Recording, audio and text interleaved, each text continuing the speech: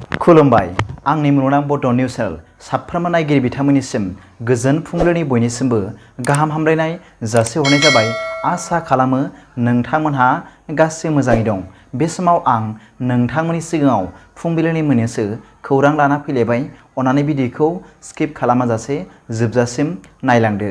दिनैनि फुंबिलिनि मोननैसो खौरांफोरा जाबाय।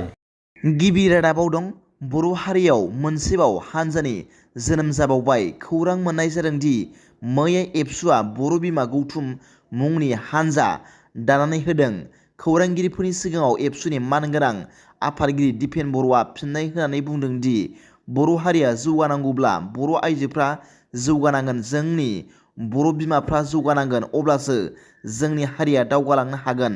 बेनिखायनो आइजोफोरनि स्पेशेल सावरायमेलाव बे बर' बिमा गौथुम एबा बड' मादार्स एस'सिएशनखौ दानानै होनाय जादों होनना बिथाङा फोरमायदों आरो बे बर' बिमा गौथुमा एबसुनि मोनसे दालाय जागोन आरो एबसुआ बिसोरखौ गोनांथिनि समाव मदद होगोन होननानैबो बिथां बर'आ खौरांगिरिफोरनि सिगाङाव फोरमायो। नैथि रादाबाव दं आसामनि सनितपुर जिल्लानि सिङाव थानाय तेजपुराव इउनाइटेड स्टेट अफ आमेरिका एबा इउएसए नि सानै नोगोरारिखौ खृष्टान धोरोम फोसावनायाव लोब्बा थानायनि दायाव दावबायारि भिजा नेमखान्थिफोरखौ सिफायनायनि दायाव हमनाय जादों। आमेरिकायाव थानाय सानै नोगोरारिफोरनि सिनायथिखौ जन मैथ्यु बुन, 64 बोसोर बैसोनि, जायहा पासपर्ट नं 644539186 आरो माइकेल जेम्स फ्लिंसुम, 77, पासपर्ट नं 6810228887 दं। इउएस नोगोरारिफोरनि सायाव खृष्टान धोरोमनि फोसावनाय आरो जौगाहोनायजों सोमोन्दो थानाय रायजोआरि जथुम्माफोराव आन्दोयै बाहागो लानायनि दाय होनाय जादों। दावबायारि भिजायाव धोरोमारि हाबाफारिफोराव बाहागो लानायनि थाखाय साफ्रोमखौबो 500 आमेरिकानि डलार (41,486 रां) जुरिमाना होनाय जादों होनना मिथिनो मोन्दों। सनितपुर पुलिसनि सुलुङा फोरमायदोंमोन दि सानैबो साननैसो सिगां भारतनि गुबुन गुबुन जायगायाव दावबायनानै आसामाव हाबफैदोंमोन। सानै सुबुङा 30 जानुवारि खालि तेजपुरनि बेप्टिस्ट मिशन कमप्लेक्सआव नर्थ बेंक बेप्टिस्ट खृष्टान एस'सिएशननि मावख' बेखेवनाय हाबाफारियाव बाहागो लादोंमोन होनना मिथिनो मोन्दों। थामथि रादाबाव दं आसामनि क'क्राझार जिल्लायाव सुनिबारखालि सानै सुबुंनि गोथै सह' मोननायनि उनाव क'क्राझार जिल्लायाव गिनाय सोमजिहोदों होनना मिथिनो मोन्दों।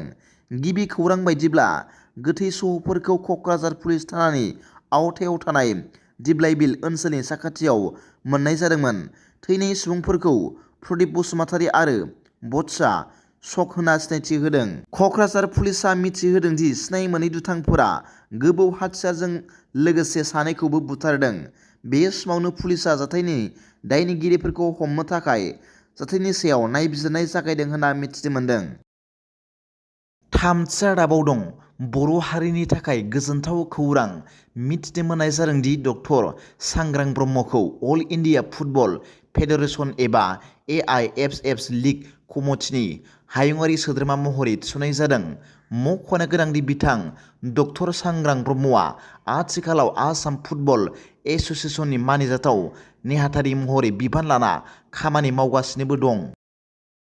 बाथि रादाबाव दं मुम्बाइ पुलिस कन्ट्रल रुमआ सुनिबारनि हर गेजेराव सासे सुबुंनिफ्राय फन फैदोंमोन, जाय पुलिसनो खोन्थादोंमोन दि सोहेल कुरैशी मुंनि आग्रानि सासे थागिरिया अयोध्यायाव राम मन्दिरखौ गाग्लोबनो थांगासिनो दंमोन। फन खालामग्राया, जाय गावखौ सोहम पान्डे होनना सिनायथि होदोंमोन, बुंदोंमोन दि बिथांनि लोगो नन्दकिशोर सिंह, जाय सासे RPF मावफारिया, आग्रानिफ्राय मुम्बाइसिम ट्रेनजों दावबायनाय समाव मिथिनो मोन्दोंमोन दि कुरैशीहा राम मन्दिरखौ गाग्लोबनायनि सानथांखि दंमोन। कुरैशीआ आग्रानि अदफरपुरनि थागिरि। बेनि अनगायैबो कल खालामग्राया कुरैशी आरो सिंहनि मबाइल नम्बरफोरखौ शेयार खालामदोंमोन। दा बेखायनो उत्तर प्रदेश पुलिसआ मोनसे SOP फोसावना पुलिस हानजाफोरा बेंना दं होनना मिथिनो मोन्दों। दिनैनि फुंबिलिनि मोननैसो खौरांफोरा दा बेखिनिल'मोन।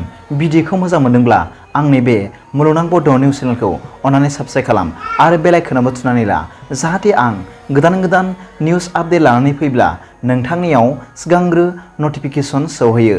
दा बेलासिनि रादाबाव नोंथांमोनखौ आंनि बे चेनेलाव गासैखौबो बरायहरनाय जाबाय। गोजोन्थों। एसेनोसै। जै बर' हारिनि जै।